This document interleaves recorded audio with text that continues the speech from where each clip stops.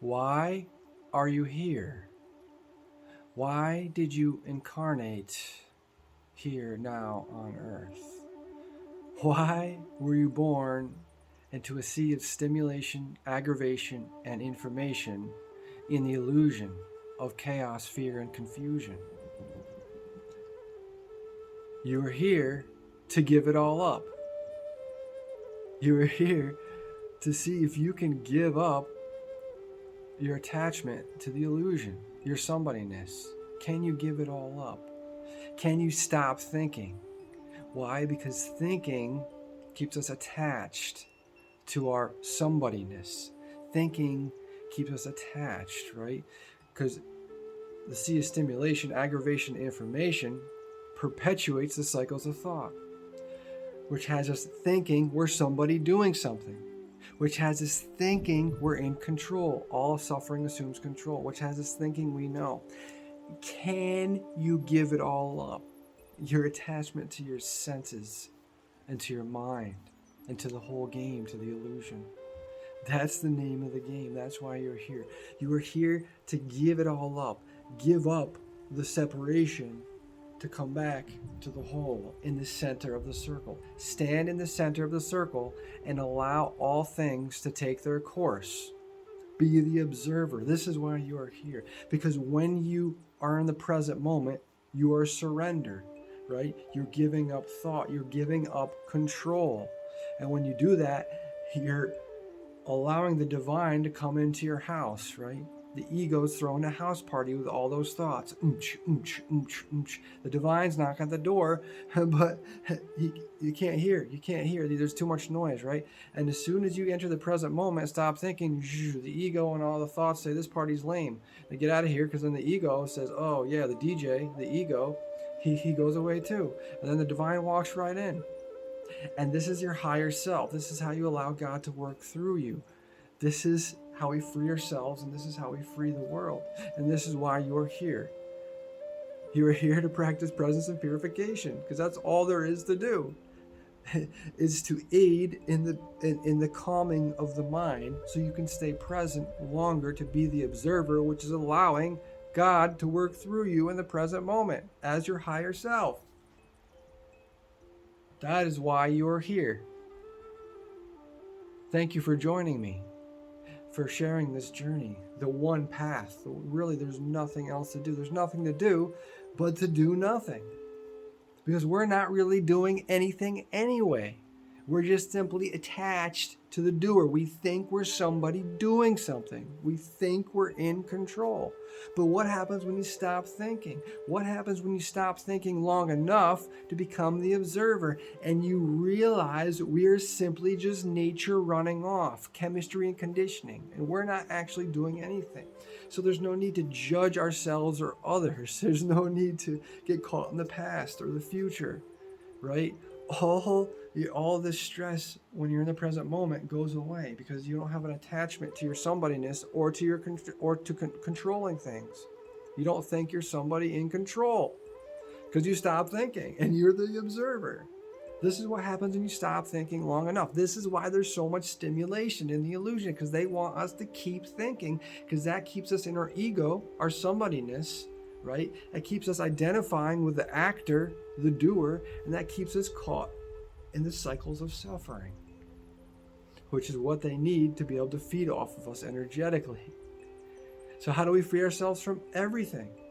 You stand in the center of the circle, as the Tao says, and allow all things to take their course. I don't know how many times I've said this quote in my videos, probably like 1,000, because it's so important. It's telling us, it's such a profound book. If you haven't listened to the Tao Te Ching, you can listen to the audiobook or you can read it.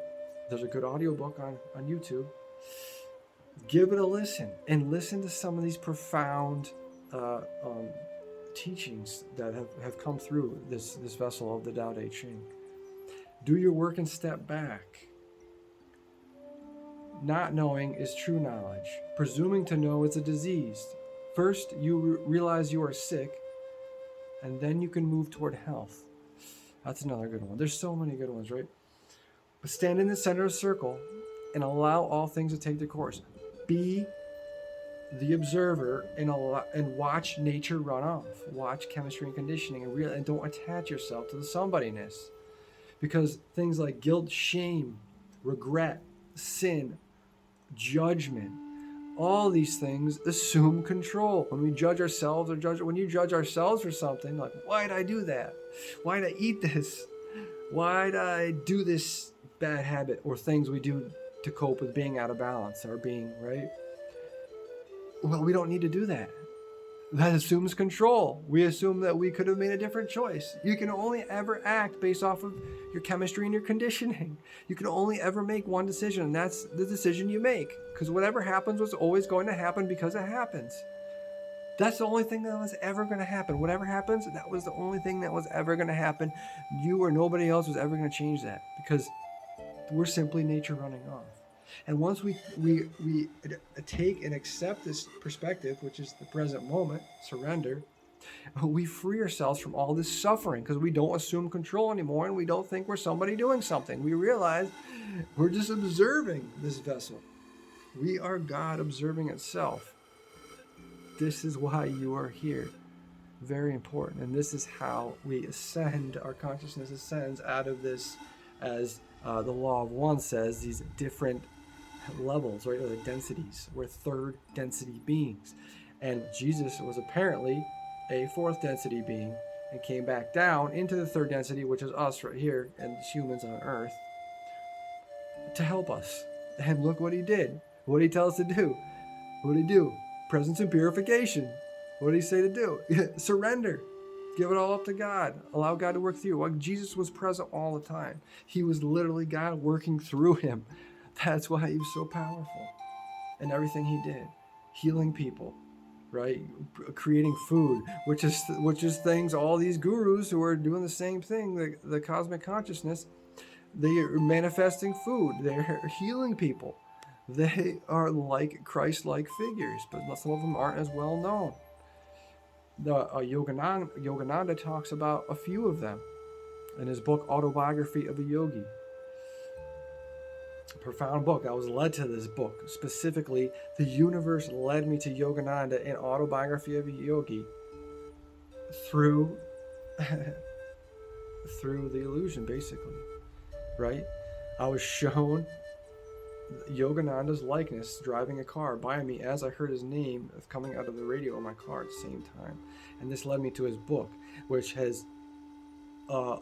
was further conditioning. And my consciousness is basically, you get your chemistry, conditioning, and consciousness, right? And this allowed my chemistry and conditioning to progress in the state of consciousness I was in, and it keeps evolving. We evolve our consciousness, which is why we're here, to ascend, and to help ascend as humanity, to free ourselves and everyone else, as above, so below. We are here to do that through the present moment, through surrender. God is patiently waiting for our undivided attention. God is patiently waiting for us to give up control and our attachment to our somebodyness. God is patiently waiting for us to stop thinking we're the actor or the doer. He's like, I got all day. I got eternity. Wait for you. I got however many incarnations you need. You take them. Take them. Take them. Take thousands. I don't care. Take tens of thousands, 100,000, whatever it is. Whatever Buddha talks about. We've been doing this so long.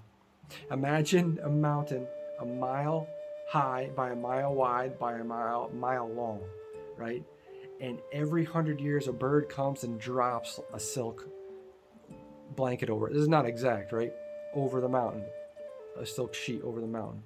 The amount of time it takes for that mountain to wear away a silk sheet every 100 years is how long we've been doing this. So everything you're doing is in divine timing. It was in the perfect timing and the only timing it was ever going to be in. It's always going to take you this many incarnations to figure it out. To figure out all there is to do nothing. Stop thinking and separate. And instead of living in separation in the thinking mind, coming back to oneness in the center of the circle with our cosmic beloved. I am God's eternal love pouring forth. Namaste.